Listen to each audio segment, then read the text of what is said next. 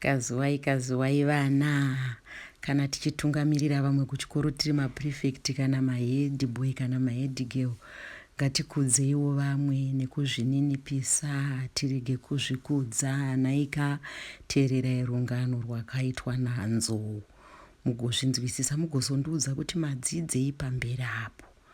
Paivapo Nzou akanga ari mambo mudunhu rake musango. Umwe musi achifamba zvake akasvika nepachuru ndokubva atsika imba yaSvosve. Svosve akanga achibva zvake kunotsvagira vana vake zvekudya, ndokuona imba yaparara. Ndokuti mambo wangu komapwanya imba yangu, ndichagara paiko nevana. Nzou nekuti aizvikudza akabva aseka zvikanzi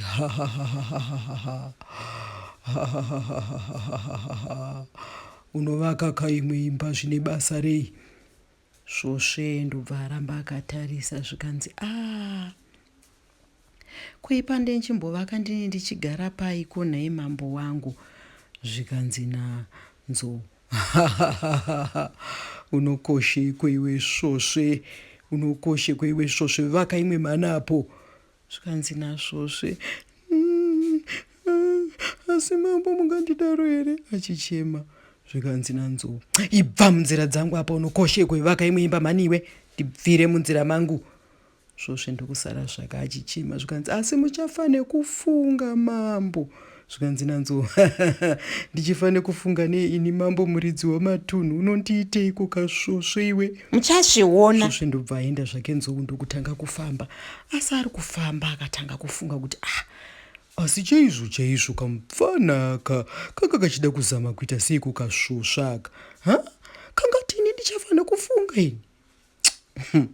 Achidaro akabva aona gudo rakazvigarira. Zvikanzi nhaiwe gudo, pana angaite simba here mudunhu muno kudarika ini mambo wenyu? Zvikanzi nagudo aiwa hapana mambo wangu, sei mabvunza? Zvikanzi ndabvunza kudaro nekuti kaSvosve chaiko kanga ndiudza kuti ndichafane kufunga. Zvikanzi nagudo komanga maita sei? Zvikanzi ndatsika kachimba chake pachuru apo. Zvikanzi komadii kumbira ruregerero? Zvikanzi ini mambo kukumbira Svosve ruregerero? Unorwara iwe, ibvapo. Ndobva Nzou aenda zvake, asi aiti kana aenda kurwiza aibva asangana naSvosve.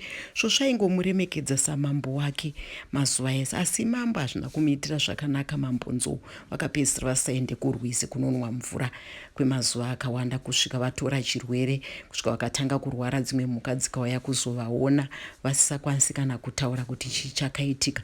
Mashure memazuva mashomanani mambo Nzou vakabva vashaika. Svosve ndobva auya akati mazviona kamambo mafane kufunga.